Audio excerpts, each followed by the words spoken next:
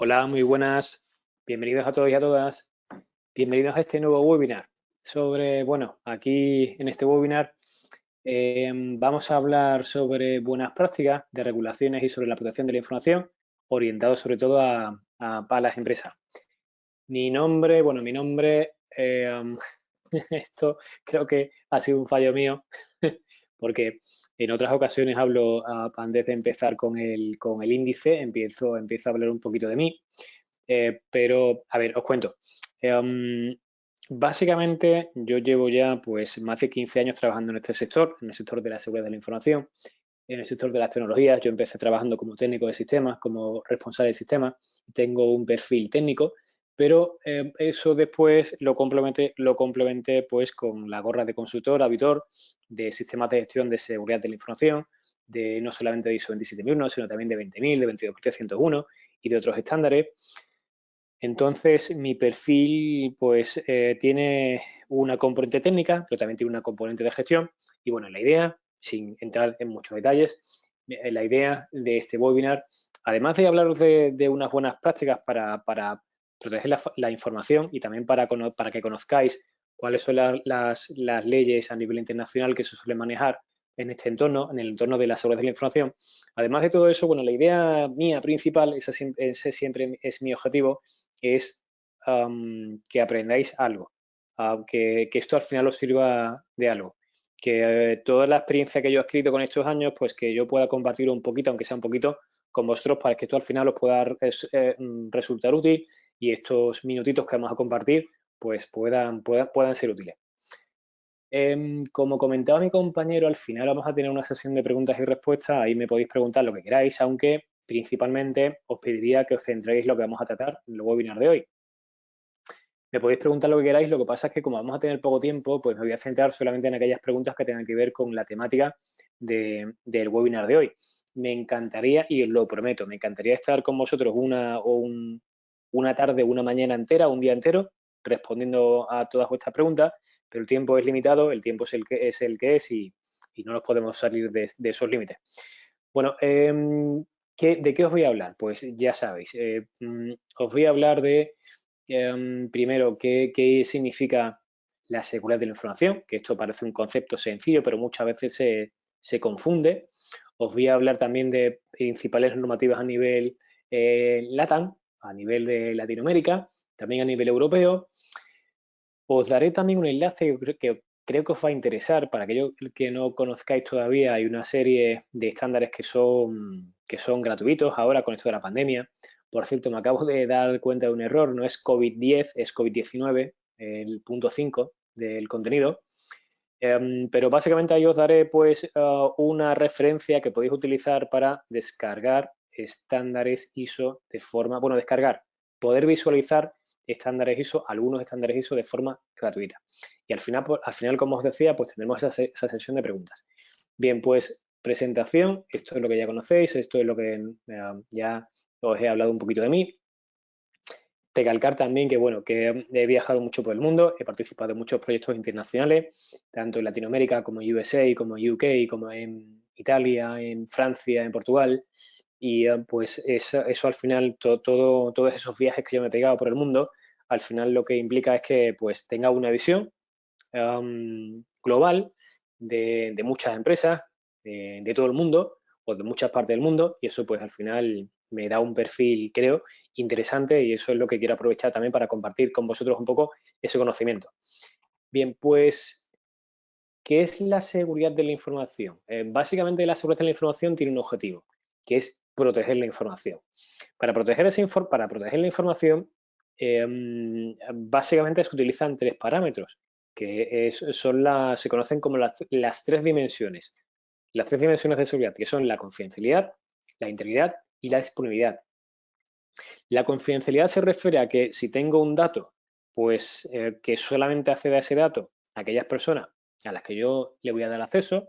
Es decir, si tengo diferentes tipos, porque la información no toda la información es igual. Habrá algunos documentos que puedan ser públicos, otros documentos que puedan ver, por ejemplo, todos los empleados de una empresa, y habrá documentos que pues solamente algunas personas dentro de la empresa puedan ver. Por ejemplo, si hablamos de una empresa que tiene una estrategia de negocio para los próximos 3 años y están definiendo productos que son que tienen o van a tener cierta repercusión en el mercado y que no puede conocer nadie, incluso nadie en la empresa, salvo las personas que están desarrollando esos productos, pues esa información tiene un nivel de clasificación distinto.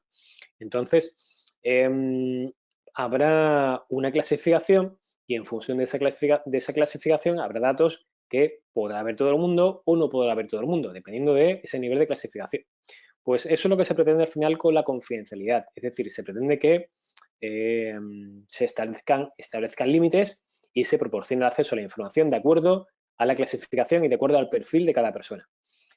La integridad, pues se refiere a que la información no sea alterada o no se manipule de forma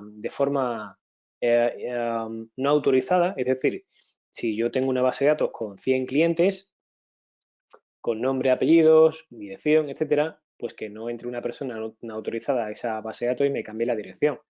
O si hablamos de salarios de los empleados, la integridad de la base de datos significa que si una persona gana $1.000, que no pongan 1.500 o que no pongan 2.000. Eso sería variar la integridad de la base de datos o de los datos que hay en la base de datos. Y con respecto a la disponibilidad, se refiere, y este yo creo que sí es muy fácil de entender, se refiere básicamente pues que si hablamos de una página web, que esa página web esté disponible. Si yo necesito hacer la información para trabajar con la información, que esa información esté disponible. Pues eso sería, básicamente, serían los conceptos básicos que tenéis que tener claro cuando hablamos de la seguridad de la información. El objetivo principal es proteger la información y para proteger la información nos vamos a basar en las 3 dimensiones, que son la confidencialidad, la integridad y la disponibilidad. La idea es que tanto los riesgos que puedan afectar la información como el tratamiento siempre vaya en esta línea, vaya en la línea de las 3 dimensiones. Hay algunos métodos que incluyen otras dimensiones adicionales, como por ejemplo la trazabilidad, la autenticidad, pero digamos que estas 3 dimensiones son comunes a todos los métodos. A todos los métodos me refiero, cuando hablo de métodos, me refiero a métodos de gestión de riesgos o metodología de gestión de riesgos. Siempre las 3 dimensiones que vaya a haber son estas. Estas son básicas. Hay otras metodologías, otros métodos que añaden dimensiones adicionales. Pero digamos que las básicas, las que tienes que tener siempre presentes, son estas 3. Bueno, teniendo claro ahora cuáles son esas bases de la seguridad de la información y cuál es el objetivo de la seguridad de la información, que es proteger la información, ahora os voy a explicar unas buenas prácticas basadas en unos grupos de medidas que se pueden aplicar y son las siguientes. Esas son buenas prácticas que suelen aplicar todas las empresas a nivel internacional. Estos son controles o son medidas de seguridad que puede aplicar cualquier empresa, independientemente de la actividad, independientemente del tamaño, independientemente del sector, independientemente de la complejidad. O sea, son medidas que son comunes a cualquier tipo de empresa o que pueden aplicar a cualquier tipo de empresa. Un aspecto o unos controles que se suelen desarrollar siempre, políticas de seguridad. Es decir, hay que establecer unas normas de lo que se puede hacer, de lo que no se puede hacer con respecto a la protección de la información. Por ejemplo, uso del correo electrónico o activos que yo tenga en la empresa, pues si tengo que salir, que me dan de la empresa, perdón, pues si tengo que salir de viaje, pues que tenga un maletín donde los pueda guardar y siempre tenga a buen resguardo los activos que me den de la empresa. O si desde fuera de la oficina por ejemplo, desde casa me tengo que conectar a la oficina o a la empresa, pues que lo haga a través de un canal seguro, a través de una VPN o a través de una red que yo considere segura. Entonces, al final hay que establecer una serie de normas a nivel interno, que son las normas que tiene que aplicar todo el mundo para poder proteger la información de acuerdo a esas políticas que se definan en la empresa. Luego también es importante, y esto también es una buena práctica bastante común, es definir una organización interna. Lo habitual siempre es definir un responsable de seguridad, se suele conocer también como oficial de seguridad o responsable de seguridad, CISO, pero al final es una persona que lidere esas acciones que tienen que ver con la seguridad a nivel interno. Esto al final pues es un rol que tendrá unas responsabilidades y pues otros roles que también se pueden definir de ser de alta dirección. La idea es que el responsable de seguridad reporte directamente a la dirección, porque de esta forma, si hay que tomar alguna decisión relativa a un riesgo o relativo a una medida de seguridad o relativa a decisiones con respecto a una información que tenemos que queremos proteger, y eso implica a lo mejor comprar un dispositivo nuevo o contratar a un servicio externo nuevo, eso al final nosotros podemos detectar la necesidad como responsable de seguridad, pero eso al final la decisión de adquirir ese producto o la persona que tiene capacidad para tomar esa decisión tiene que ser alguien que tenga esa capacidad y eso suele estar a otro nivel y el nivel es el de dirección. Entonces ese responsable de seguridad que suele ser habitual nombrarlo a nivel interno de una empresa, tiene que reportar, esa es la buena práctica, tiene que reportar directamente a dirección para que tenga mayor peso esas decisiones que se puedan tomar o esas necesidades que se identifiquen desde el entorno del responsable de seguridad. También es importante que el responsable de seguridad pues esté al corriente de lo que sucede en el mundo, en el sector de la seguridad de la información. Diariamente, todos los días ocurren muchas cosas. Muchas cosas me refiero, virus, ataques, robos. Siempre hay como campañas que suelen lanzar ciberdelincuentes o cibercriminales que pues impactan o pueden impactar en cualquier tipo de empresa, en cualquier tipo de negocio. Entonces, si estamos en alerta de lo que puede ocurrir, de esas noticias que hay en relación a la seguridad de la información, pues vamos a estar mejor preparados. Y eso también es buena práctica. Que la persona que tenga ese rol a nivel interno, de responsable oficial de seguridad, responsable de seguridad o oficial de seguridad, pues es que esté al corriente de ese tipo de noticias que diariamente se generan en este mundo, en este sector. A nivel de recursos humanos también, pues a ver, al final tenemos que tener en cuenta que vamos a trabajar con políticas, vamos a trabajar con procedimientos, con instrucciones técnicas, pero esas políticas quien las va a aplicar son personas. Y esas personas, antes de trabajar en la empresa, pues hay que seleccionarlas. ¿Puedo seleccionar a cualquier persona que trabaje en mi empresa? Pues la buena práctica es establecer unos requisitos mínimos. Es decir, yo para contratar a un técnico de sistemas tengo que definir qué requisitos le voy a pedir a ese técnico de sistemas. Tiene que haber estudiado en Harvard o tiene, bueno, eso es además, eso es siempre un ejemplo muy radical, pero tiene que tener, por ejemplo, estudios universitarios o tiene que tener una certificación concreta, una cualificación concreta, pues eso es lo que tengo que definir para que cuando tenga que contratar a una persona externa no me valga cualquier cosa, sino que tenga que cumplir unos requisitos mínimos. Aparte también es buena práctica que cuando esa persona, si al final lo seleccionamos y va a trabajar con nosotros, que se comprometa a, primero, cumplir con las políticas que tenemos nosotros a nivel interno y segundo, a comprometerse con nosotros a guardar secreto profesional de toda la información a la que pueda tener acceso. Porque esa persona una vez que se contrata y una vez que trabaja con nosotros, pues obviamente va a tener acceso a mucha información de la empresa y esa información no la puede compartir con otras empresas porque a lo mejor va a estar trabajando con nosotros un tiempo de forma temporal y cuando pasa ese tiempo va a estar trabajando para otra empresa, a lo mejor de la competencia, y hay que tener cuidado con esa información que pueda compartir. Con lo cual es buena práctica que se firme ese acuerdo de confidencialidad para que el empleado se comprometa a no transferir o a no compartir esa información del negocio con otras empresas externas o con otras personas también, que no tiene por qué ser una empresa, también puede ser una persona.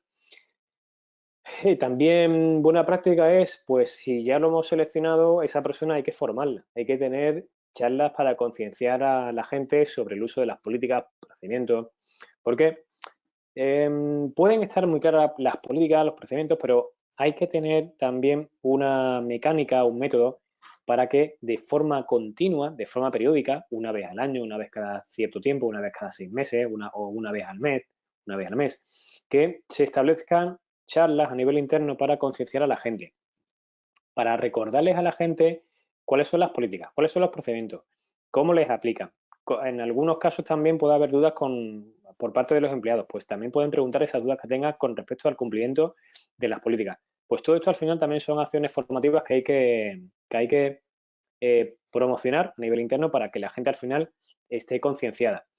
Una buena práctica también suele ser que una vez que se imparten esas acciones de formación, de concienciación, de entrenamiento, de seguridad, después se suele hacer también unas pruebas tipo test, que esto al final es una prueba tipo test, 10 preguntas, 15 preguntas, 20 preguntas cuando mucho, y esas preguntas el objetivo es medir el nivel de sensibilización, el nivel de conciencia de cada empleado, o mejor dicho, de todos los empleados, porque al final voy a tener un dato global de todos los empleados. Eso al final lo que me va a decir es de un tanto por ciento, si el 80% está concienciado, o el 50, o el 40, o el 10, o el 100. Entonces, en base a los resultados, podré tomar acciones en el sentido de, si el 100% me ha contestado bien las preguntas, significa que pues, la gente está sensibilizada. Pero, sin embargo, si está el 50 o el 40%, significa que algo ahí hay que mejorar, o algo ahí, o bien en la parte de entrenamiento, que hay algo muy complejo que no han entendido bien, o bien en la parte de los empleados que, pues, cuando se les cita a la formación, cada uno está con el teléfono y no se entera de nada. Entonces, eso nos va a ayudar a conocer de manera precisa si la gente está concienciada, aun teniendo las políticas y los procedimientos, pero eso nos va a servir para conocer de forma precisa si la gente ha leído y ha entendido esas políticas y esos procedimientos. Más buenas prácticas, más buenas prácticas. Bueno, también, a ver, si al empleado se le proporciona un activo cuando entra a la empresa, hay que tener cuidado también, y ya veis que sigo en la parte de los empleados, en la parte de recursos humanos, porque todo esto tiene que ver con buenas prácticas relativas a recursos humanos.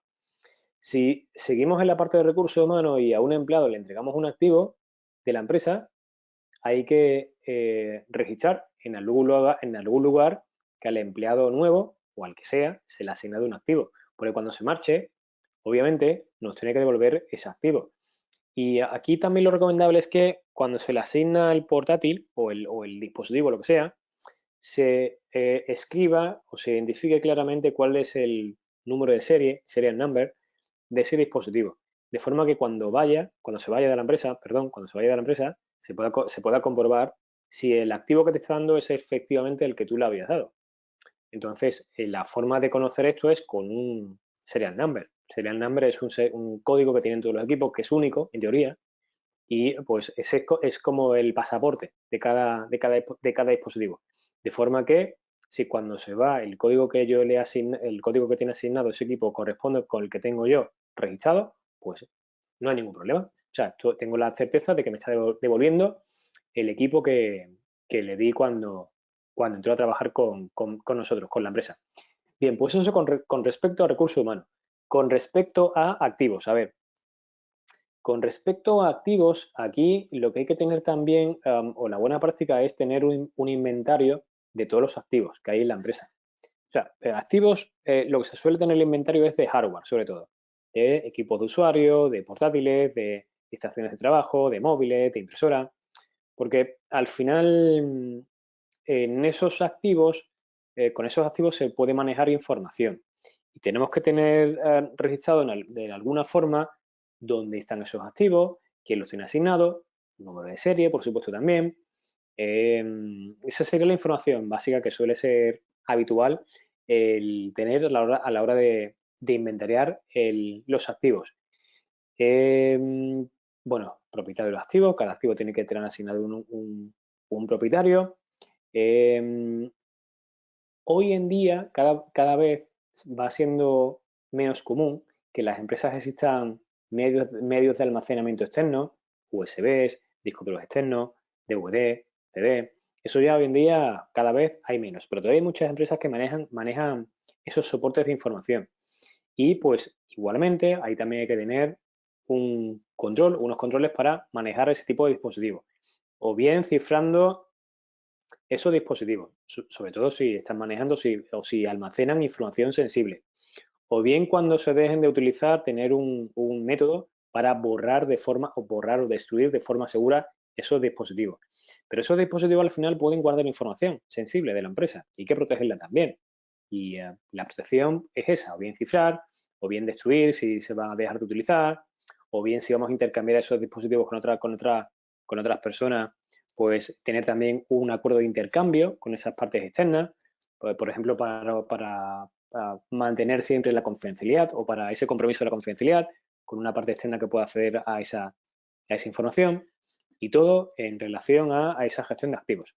Bien, control de acceso, o sería otro grupo de medidas. Control de acceso, esto es básicamente a nivel lógico, establecer restricciones de acceso, es decir, primero, cuando tenemos un recurso en la red, pues para acceder a él o para conectarnos a la red necesitaremos un usuario y una contraseña. Ese usuario y contraseña, la buena práctica es que sea nominal y sea único, o sea, es decir, que no se puedan compartir usuarios. Y es muy habitual en algunas empresas que un usuario o una persona comparta su usuario con otras personas. El ejemplo es el típico, el usuario administrador, el usuario admin. No es una buena práctica el que varias personas, distintas personas, utilicen ese mismo usuario. La buena práctica es, tiene que haber diferentes usuarios, o sea, tiene que haber varios usuarios administradores, pues se crean diferentes usuarios con privilegios de administrador, pero nunca se comparte el mismo usuario. ¿Por qué? Pues porque si ocurre algo, después te pones a revisar logs y siempre vas a ver el mismo usuario. No vas a poder llegar a la persona que está utilizando ese usuario. Entonces, la buena práctica siempre es que cada persona tenga su propio usuario, sea administrador o sea otro tipo de usuario.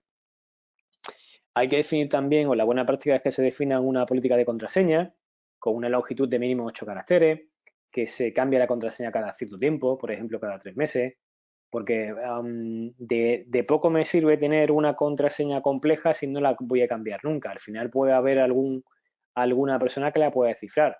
O yo la puedo escribir en un papelito, que eso por supuesto no es una buena práctica, no es buena práctica escribir la contraseña en un papel, pero si al final alguien me saca la contraseña, como no la cambio, pues pueden acceder a los entornos a los que yo tenga acceso.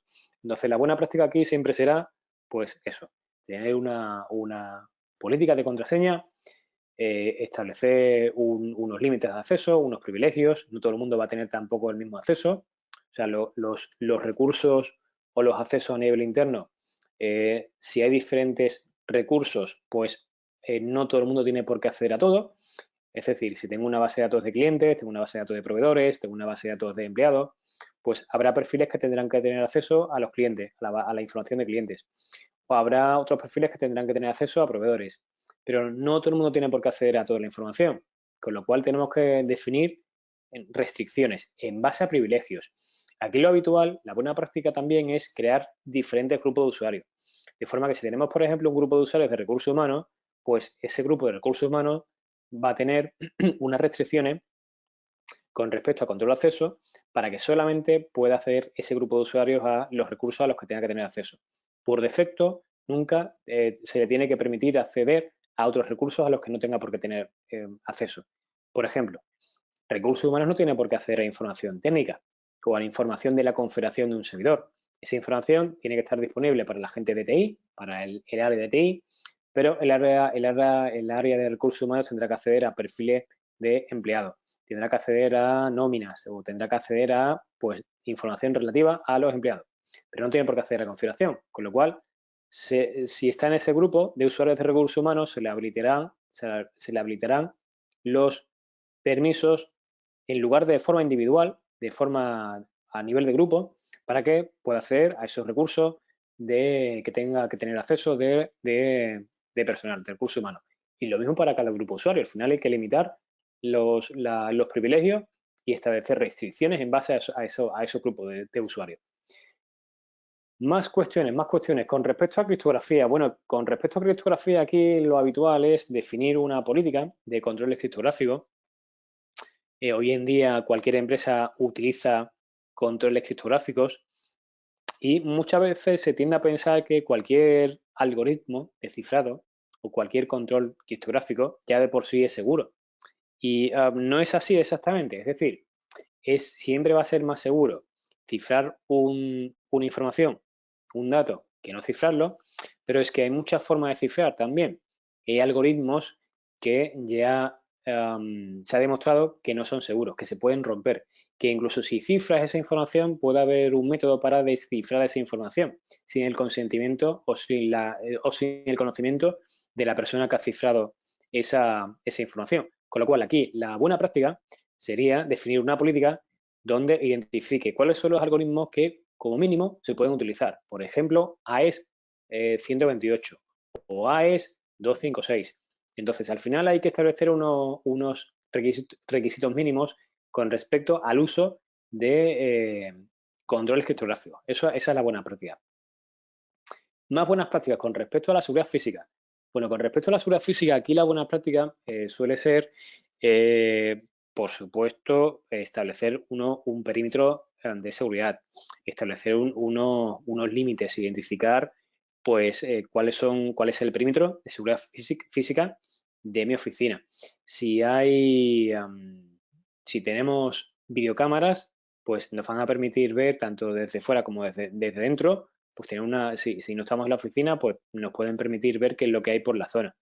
O un sistema de alarma también, pues es algo que deberían de tener todas las empresas. Eso es lo básico, lo mínimo. Perímetro de seguridad, cámaras, alarma. Luego también a nivel físico también suele ser recomendable y legal, porque me explico. Todas las empresas habitualmente lo que tienen son extintores en las oficinas donde trabajan los empleados. Esto por riesgos laborales creo que, y no soy experto en la materia, pero si si todas las empresas tienen esos extintores, pues eh, si ocurre un incendio, ese incendio puede afectar tanto a personas como también a sistemas y al final puede afectar la información. Pero si tenemos esos extintores, pues podemos prevenir que puedan tener una repercusión ese incendio y que pueda salir ardiendo un sistema o papeles también donde tenga información. Entonces, sin ser experto en la materia, yo diría que hay, al menos en España, en otros países supongo que será igual, hay una ley que obliga a todas las empresas a tener un extintor. Además, creo que va por zonas, es decir, dependiendo de la longitud, dependiendo de los metros cuadrados que tenga la zona o la oficina, tienes que tener un extintor. Además, también hay distintos tipos de extintores, es decir, no es el mismo extintor el que va a apagar un fuego de un papel o de un mueble que el fuego que vas a apagar de un equipo electrónico. Hay diferentes tipos de extintores también. Entonces, pues eso también tendremos que tenerlo en cuenta a la hora de aplicar esas buenas prácticas de seguridad física. Más buenas prácticas. Bueno, en los entornos, en los CPDs, en los centros de procesamiento de datos, suelen ser salas independientes que alojan servidores, armarios con servidores. En esos armarios, pues, o en esas salas, mejor dicho, como hablamos de muchos equipos conectados, puede haber muchos equipos conectados, pues lo habitual es que se controle la temperatura, la humedad. ¿Por qué es importante controlar la temperatura? Porque si ocurre un incendio y tengo un sensor de temperatura que a los 30 grados me avisa, pues me puedo dar cuenta de que a lo mejor una chispa ha incendiado un cable y eso ha producido un fuego, y si sube mucho la temperatura, pues me puede avisar de que se está produciendo un fuego. Y la humedad es bueno también medirla porque igual que hay unos márgenes para que los equipos puedan funcionar de forma adecuada con respecto a la temperatura, también hay unos márgenes para la humedad.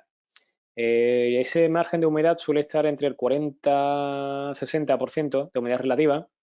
El problema de estar por debajo de ese umbral, eso significa que tenemos un entorno muy seco, es decir, si estamos por debajo de 40 de humedad relativa, significa que el entorno es muy seco, y eso significa que cualquier chispa, la probabilidad de que una chispa de un circuito produzca un incendio va a ser mayor, porque hay muy poca humedad relativa. Eso significa que la probabilidad de fuego va a ser más alta. Pero si estamos en el caso contrario, si la humedad está por encima de ese margen, está por ejemplo en el 80 al 90% de humedad relativa, eso significa que el entorno es muy húmedo y eso lo que significa es que va a perjudicar la electrónica de los componentes. O sea, los componentes electrónicos tienen una circuitería y esa circuitería con esas condiciones ambientales existe la probabilidad de que se pueda averiar es mayor. Es decir, con unas temperaturas o con unos márgenes de humedad, perdón, más altos, lo que vamos a ocasionar es que el tiempo de vida, el ciclo de vida del aparato electrónico sea menor. Se van a producir averías antes. Entonces, por eso también es bueno tener siempre en mente esos márgenes para la humedad y tener la humedad en esos rangos. Más cuestiones. A ver, con respecto a la seguridad de las operaciones, aquí nos vamos ya a un nivel más técnico, porque aquí hablamos de copias de seguridad, que obviamente es una buena práctica hacerla. No solamente hacer las buenas prácticas, o sea, no solamente es buena práctica hacer las copias de seguridad, sino también planificar restauraciones que no sean solamente de forma reactiva, sino que nosotros de una forma planificada, una vez al año, por ejemplo, pues podamos hacer una restauración de las copias de seguridad, no solamente parcialmente, sino también lo recomendable es que se hagan restauraciones completas. Y entonces, bueno, siempre por esa parte va por esa parte de las copias de seguridad. También es buena práctica pues tener una gestión de cambio, una gestión de la capacidad para controlar si por ejemplo, tengo unos topes con respecto a la capacidad del disco duro, de los ordenadores, de los servidores, o con respecto a la capacidad del ancho de banda de red, pues si supero esos umbrales de capacidad antes de que colapse o la capacidad de almacenamiento, la capacidad de procesamiento de la red, pues siempre que colapse me avise para que pueda tomar acciones. También es una buena práctica en esta área el tema de la gestión de vulnerabilidades técnicas, es decir, todos los sistemas son vulnerables, hay que mantenerlos actualizados y hay que tener también pues un control de, por ejemplo, de analizar. Hay muchas herramientas que permiten analizar las vulnerabilidades que pueden existir en los sistemas y eso podemos planificar también de forma periódica, una vez al año, por ejemplo, una vez cada 6 meses, realizar análisis de vulnerabilidades sobre los sistemas para comprobar si puede tener alguna vulnerabilidad y pues si detectamos vulnerabilidades, pues que se puedan corregir. Con respecto a la seguridad de las comunicaciones, sería otro grupo de medidas de buenas prácticas. Bueno, la seguridad de las comunicaciones aquí lo que se refiere es que básicamente que lo que podemos hacer básicamente las buenas prácticas es que haya diferentes redes, que no todos los equipos estén en la misma red. Es muy típico en una empresa que te encuentres con servidores de producción, servidores de desarrollo, equipos de usuario, wifi y que todo está en la misma red. Eso no es una buena práctica. La buena práctica es que la red wifi vaya por una parte, los equipos de usuario vayan por otra parte, pero incluso si existen diferentes áreas, un área de recursos humanos, un área de desarrollo, un área de TI, pues incluso en ese caso de cada área también tenga su propia subred. Y, por supuesto, si hay servidores, pues eso también tiene que estar en otra red aislada. Esa sería la buena práctica con respecto a las comunicaciones, básicamente. Con respecto al desarrollo, pues con respecto al desarrollo hay que establecer unas buenas prácticas para codificar de forma segura las aplicaciones. Aquí ahora está muy de moda los métodos ágiles como el Scrum, el Kanban. Son métodos de desarrollo, métodos ágiles de desarrollo de software. Y bueno, aquí también lo que está de moda ahora es el DevOps, que es una filosofía nueva también para trabajar, que va en línea también con las metodologías ágiles. El DevOps básicamente lo que hace es unir el equipo de desarrollo con el equipo de operaciones, de TI, con la gente técnica, con la gente de TI.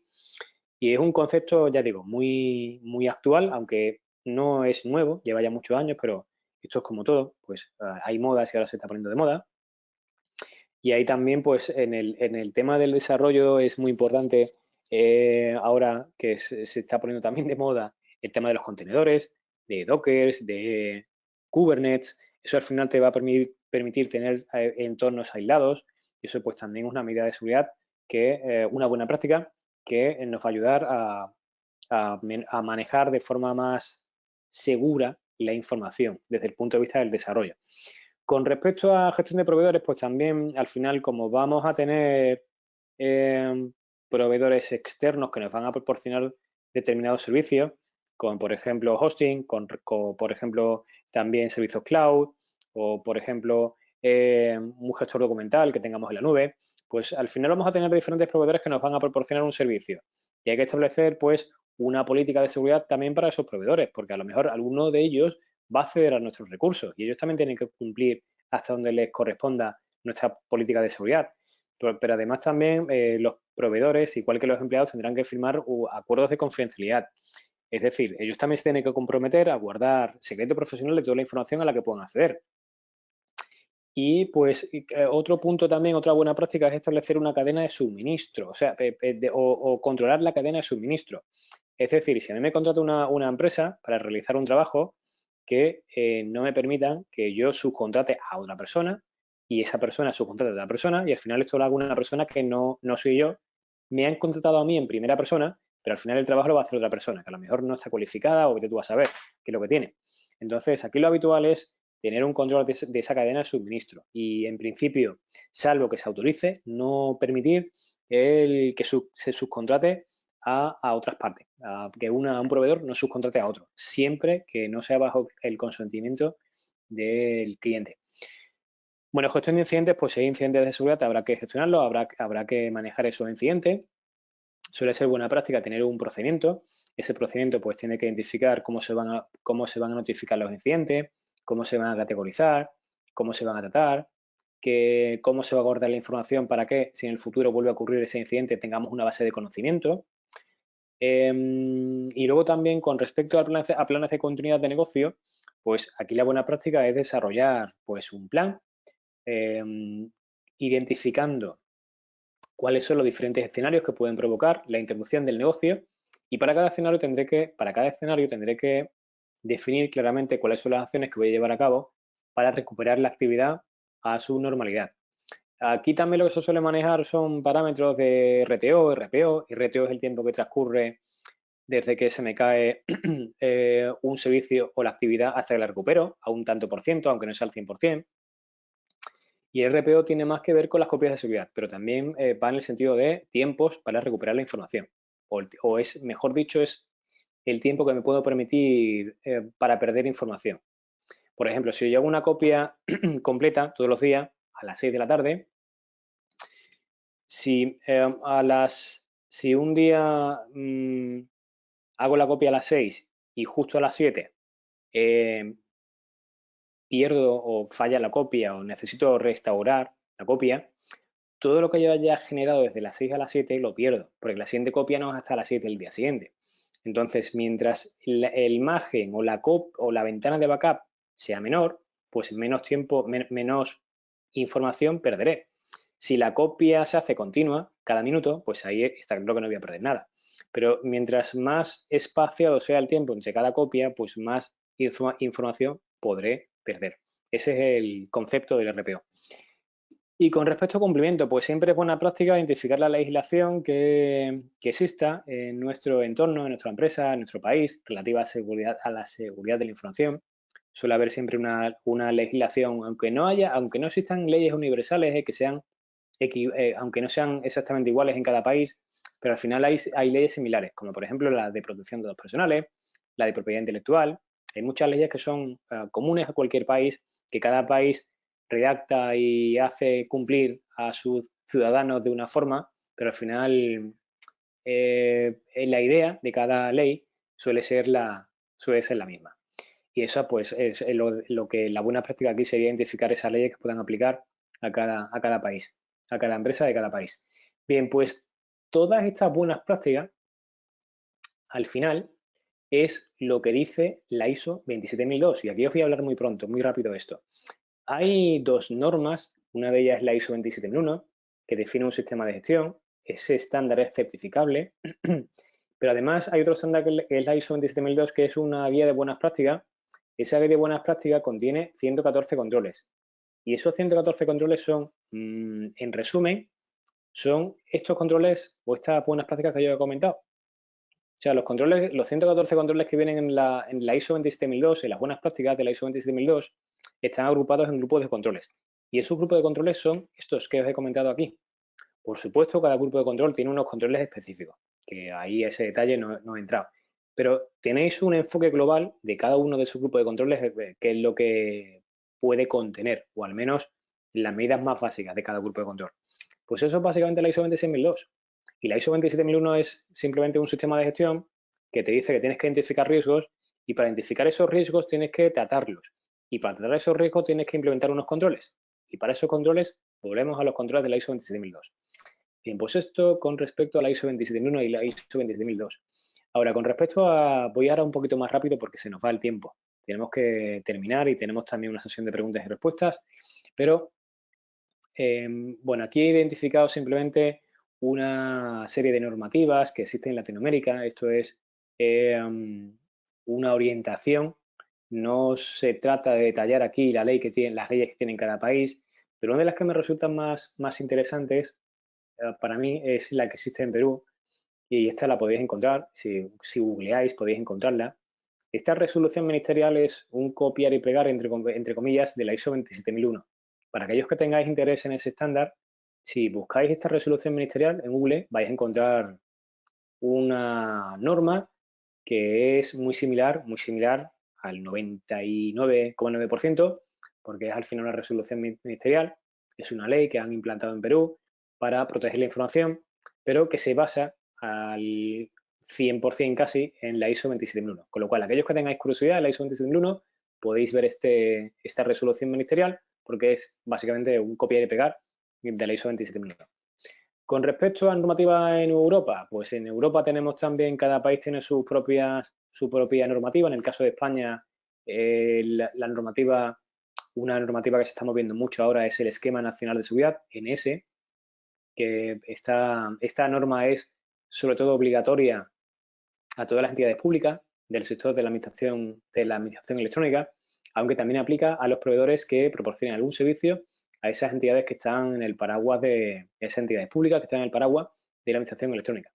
Bueno, otros países también pues tienen sus propias normativas, como por ejemplo en Alemania tienen las BSI, en Reino Unido tienen la NIS, Network Information System Regulations, y pues una que aplica a todos los países es el GDPR, el RGPD, que esto es la ley relativa a protección de datos personales. Esto sería pues un enfoque a nivel global.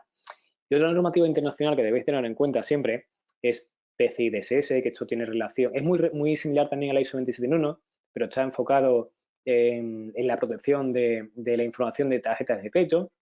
SOC 2 es muy similar también a ISO 27, aunque este estándar tiene un enfoque más de Estados Unidos. O sea, este estándar se conoce mucho en Estados Unidos y es obligatorio para muchas empresas, pero en el sector de Estados Unidos.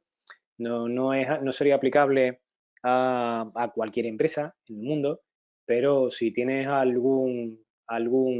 si eres un proveedor de una empresa americana, te pueden exigir también, aunque no estés en Estados Unidos, te pueden pedir también este estándar, SOC 2, que también es muy similar a la ISO 27.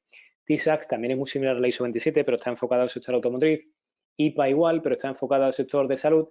Y el CCPA, esto es como el RGPD, pero aplicable a California. Es decir, en Estados Unidos, en Estados Unidos, el estado de California tiene también su propia regulación de protección de protección de datos personales y se llama CCPA. Esta filosofía de que un estado tenga su propia normativa para la protección de datos es la que están siguiendo también otros estados en Estados Unidos, como por ejemplo Nueva York, que creo que también está desarrollando su propia normativa, y Massachusetts también estaba desarrollando su propia normativa. Bien, más cuestiones importantes. Esto es lo que os comentaba al principio, que os iba a dar una referencia de un enlace de iso.org donde podéis ver, en este enlace podéis ver algunos estándares de forma gratuita. Ahí podéis ver la ISO 22301 y la ISO 32000. La ISO 22301 es de continuidad de negocio y la ISO 31000 es de gestión de riesgos de cualquier tipo. La ISO 22301 es un estándar, define un sistema de gestión de continuidad de negocio, se puede certificar, y la ISO 31000 es simplemente una guía de buenas prácticas. Ambos estándares y otros estándares más los podéis encontrar de forma gratuita en este enlace. Y es de forma temporal. Esto ISO.org ha decidido, con esto de la pandemia, también aportar valor o ayudar desde su perspectiva, y pues por eso ha publicado algunos estándares en su página web y los podéis encontrar en esa dirección. Bueno, pues ahora sí, preguntas y respuestas. Vamos a dar unos minutitos para que preguntéis. Voy a dar 5 minutos y en esos 5 minutos voy a intentar de responder a vuestras preguntas. Ya os digo, me gustaría estar más tiempo con vosotros para responder todas vuestras preguntas, pero el tiempo es el que es y no podemos extendernos mucho más. Disculpar también si he ido un poco más rápido que otras veces, pero tenía muchas diapositivas, tenía que contaros muchas cosas y he tenido que ir un poco más rápido de lo habitual. Bueno, preguntas, no estoy viendo preguntas por aquí ahora mismo. Perdón. De momento no veo preguntas. No veo preguntas. No estoy viendo preguntas por aquí. No sé qué es lo que pasa. Además, el último comentario fue a las 6 de la tarde. 6:02. De Héctor, saludando desde Colombia. Rubén también saludando desde México. Andrés saludando desde Chile. Fernando también saludando desde España, Avilés. Pero no veo preguntas. Además, no veo a nadie que esté escribiendo tampoco. No sé si está pasando algo. Hay gente conectada, porque de hecho veo 67 personas conectadas ahora mismo, pero no sé por qué no están entrando preguntas. Vale, Valeria, ahora sí me están llegando algunas preguntas. Valeria me pregunta lo siguiente. ¿Una gestión de riesgos es una buena práctica también? Sí, Valeria, totalmente, es una buena práctica. Además, mira, el estándar que yo os comentaba en la diapositiva, bueno, os comentaba, vamos a volver a la diapositiva.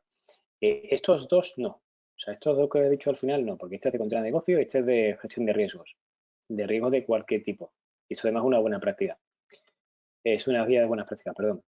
Pero estos dos estándares que os comentaba antes, la ISO 27001, lo que define es un sistema de gestión cuyo núcleo, el núcleo de este estándar es la gestión de riesgos. O sea, aquí más que una buena práctica es un requerimiento para cumplir con este estándar. Digamos que si quieres proteger la información, tienes que identificar riesgos, tienes que saber lo que le puede pasar y tienes que saber cómo lo vas a tratar en el caso de que pueda ocurrir algo. Entonces, eso al final es gestionar riesgos. Y efectivamente es una buena práctica, pero si nos vamos al lenguaje de la ISO, o si nos vamos a la filosofía de la ISO 27001, es un requerimiento en el estándar. Que de hecho es la lógica del estándar. Es decir, si tú haces una gestión de riesgos, vas a identificar situaciones en las que tienes que implementar controles para reducir los riesgos. ¿Qué controles? Pues para eso tengo los controles de las buenas prácticas de la ISO 27002. Esas son las buenas prácticas que yo os he resumido muy brevemente en la diapositiva esta que os he comentado yo antes de medidas de seguridad de recursos humanos, de criptografía, de seguridad física, desarrollo, etcétera. Esa es la idea. Bien, pues más preguntas, volvemos a la diapositiva de preguntas.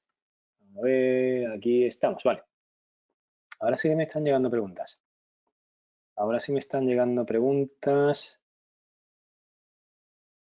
A ver.